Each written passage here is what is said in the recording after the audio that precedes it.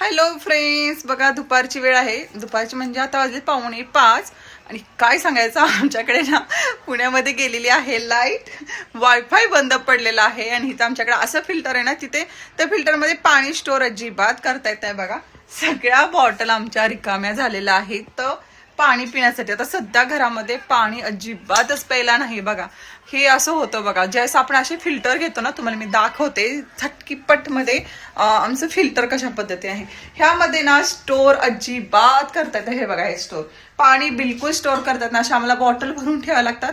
तर पूर्ण पाणी संपलेलं आहे घरामधलं आणि ते जुन्या घराला आम्ही बॉटलमध्ये पाणी स्टोर करतो आणि पाणी स्टोर करण्यासाठी बाकी काहीच नाही घरामध्ये आणि सगळ्या बॉटल रिकाम पडलेल्या आहेत. अशा वेळेस किती अवघड असते ना. त्यामुळे स्टोरेज असणारे फिल्टर नक्की तुम्ही घ्या घरामध्ये.